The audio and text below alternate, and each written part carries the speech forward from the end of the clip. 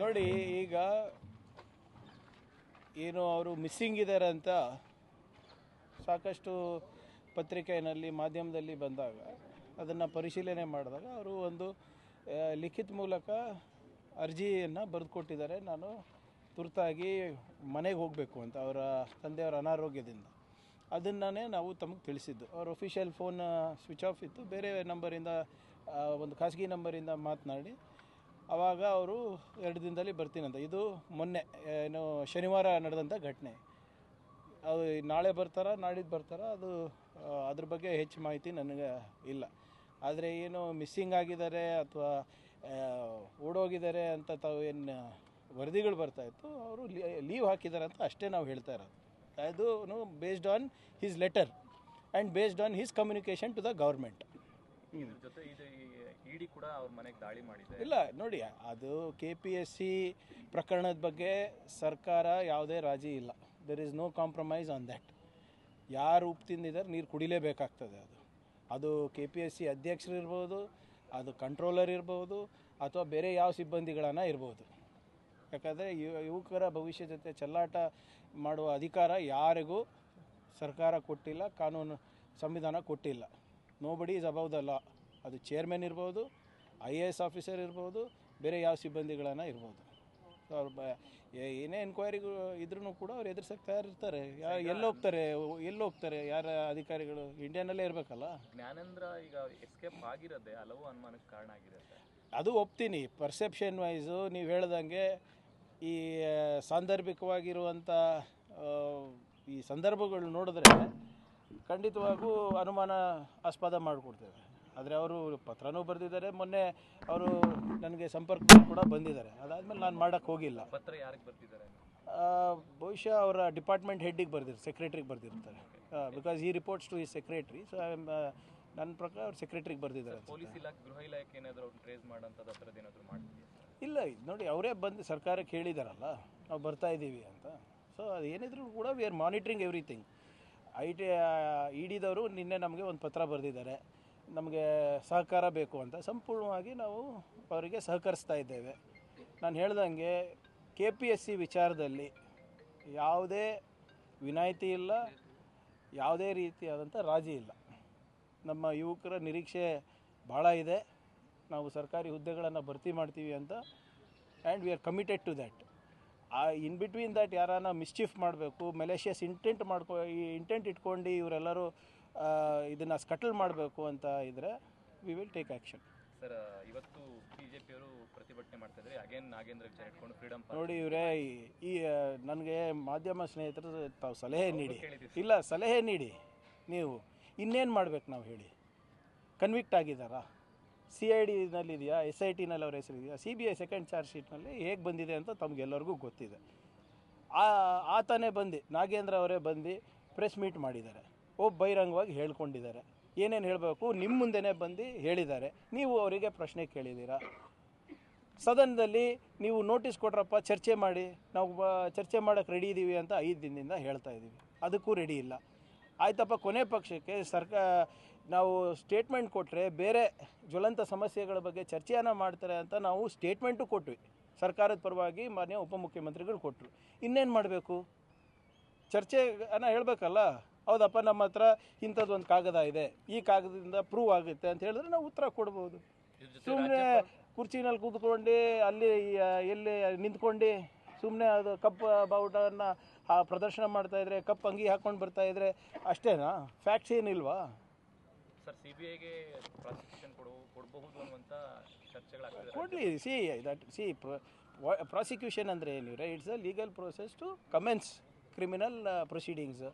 ಕೊಡಲಿ, ಅವ್ರು ಹೋಗಿ ಕೋರ್ಟಲ್ಲಿ ಏನು ಮಾಡಬೇಕೋ ಮಾಡ್ತಾರೆ. ನಾವೆಲ್ಲಿ ಇಲ್ಲ ಅಂದಿದ್ದೀವಿ. CBI ಚಾರ್ಜ್ ಶೀಟ್ ನೀವು ನೋಡಿದ್ದೀರಾ? ಗವರ್ನರ್ ನೋಡಿದ್ದಾರಾ? ಸರ್ಕಾರ ನೋಡಿದೆಯಾ? ಇಲ್ಲ.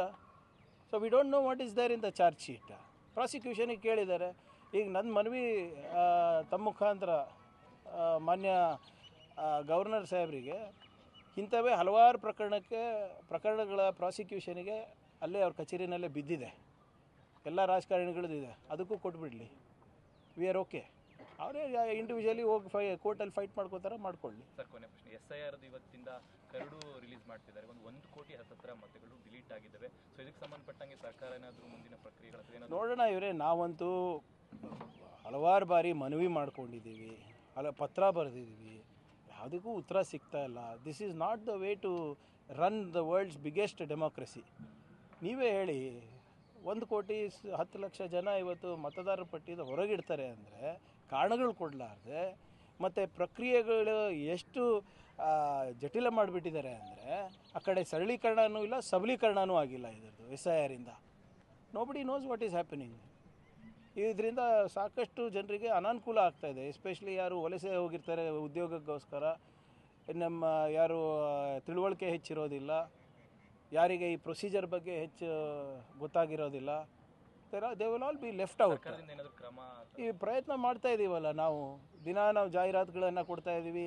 ನಾವು DC ಗಳ ಜೊತೆ 3 ಸರಿ ಮೀಟಿಂಗ್ ಮಾನ್ಯ ಮುಖ್ಯಮಂತ್ರಿಗಳು ಮಾಡಿದ್ದಾರೆ, ತಹಸೀಲ್ದಾರ್ಗಳ ಹತ್ರ ಮಾಡಿದ್ದಾರೆ. ನಾವು ಎಲ್ಲ ಜಿಲ್ಲಾ ಉಸ್ತುವಾರಿ ಸಚಿವರು ನಿಕಟ ಸಂಪರ್ಕದಲ್ಲಿದ್ದೀವಿ ಎಲ್ಲ ತಹಸೀಲ್ದಾರ್ಗಳ ಜೊತೆ, ರಿಟರ್ನಿಂಗ್ ಆಫೀಸರ್ಸ್ ಜೊತೆ. ಆದರೂ ಕೂಡ ಎಲೆಕ್ಷನ್ ಕಮಿಷನ್ದವರು ಒಂದು ಸರ್ವಾಧಿಕಾರಿ ಧೋರಣೆಯನ್ನು ಮಾಡ್ತಾ ಇದ್ದಾರೆ. ಬೇರೆ SIR ಬೇರೆ ರಾಜ್ಯದಲ್ಲಿ ಹೋಲಿಸ್ಕೊಂಡ್ರೆ ನಮ್ಮದೇ ಹೈಯೆಸ್ಟ್ ಆಗೋ ಹತ್ತತ್ರಕ್ಕೆ ಹೋಗ್ತಾ ಇದೆ ಸರ್. ಟಾರ್ಗೆಟು ನಾವೇ ಅಲ್ಲ. ವೆಸ್ಟ್ ಬೆಂಗಾಲ್ನಲ್ಲಿ ಹೆಂಗೆ ಮಾಡಿದ್ರು ಹಂಗೆ ಮಾಡ್ತಾ ಇದ್ದಾರೆ. ಮಹಾರಾಷ್ಟ್ರದಲ್ಲಿ ಇದು ಇಶ್ಯೂ ಇದೆಯಾ? ಗುಜರಾತ್ನಲ್ಲಿ ಇಶ್ಯೂ ಇದೆಯಾ? ಇದು ಎಲ್ಲಿ ವಿರೋಧ ಪಕ್ಷಗಳಿವೆ ಅದು ಹೆಚ್ಚು ಟಾರ್ಗೆಟ್ ಮಾಡ್ತಾ ಇದ್ದಾರೆ. ಇದು ಬೇರೆ ನಿಮ್ಮ ಚೀಫ್ ಎಲೆಕ್ಷನ್ ಕಮಿಷನಿಗೆ ಇವಾಗ ಜುಡಿಷಿಯಲ್ ಇಮ್ಯುನಿಟಿ ಬೇರೆ ಇದೆ. ಅವರಂತೂ ದೇವರಾಗ್ಬಿಟ್ಟಿದ್ದಾರೆ. ಈಗ ಏನು ಮಾಡಿದ್ದೆಲ್ಲ ನಾವು ಒಪ್ಕೊಳ್ಳೇಬೇಕು. See, the SIR process is more exclusive than inclusive. It is meant, the design is such that citizens are left out of the process of democracy. It is very evident. And all our questions to the election commissions are left unanswered. Our questions to the state election commission have been unanswered. Still there is no definition for logical discrepancy. Still there is no definition of the entire process. So this SIR is nothing but an appeasement practice followed by the CEC for his political masters. If compare other states, the Karnataka is highest. Quite naturally, all the states that are not BJP ruled states, they will play their game. Since they are not popular anymore, they want to use these kind of tactics to come back to power. What is the Delimitation Commission bill all about? They want to take control of drawing boundaries also. Not just across geographies, but also across demographies. That will suit their electorate. P. Chidambaram saying that the ECI has created new category of citizens, like non-voting kids. Absolutely.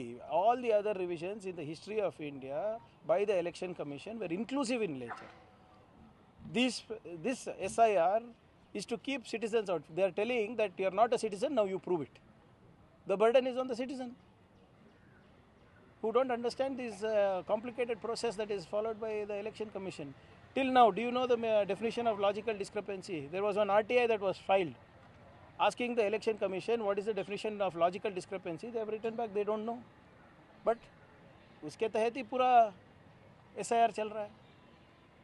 Sir, on ED raids, sir, Gyanendra Kumar's residence, he was raiding related to the KPI. See, the ED had written to the Department of Home seeking our cooperation, and we are cooperating in every possible way. There is no compromise with respect to the Karnataka Public Service Commission scam. Already the chairman is in the dock. We have given aid and advice to the governor to ensure that the chairman. ಹೆಚ್ಚಿನ ವಿಡಿಯೋಗಳಿಗೆ ಪ್ರತಿಧ್ವನಿ YouTube channel subscribe ಮಾಡಿ, bell icon click ಮಾಡಿ.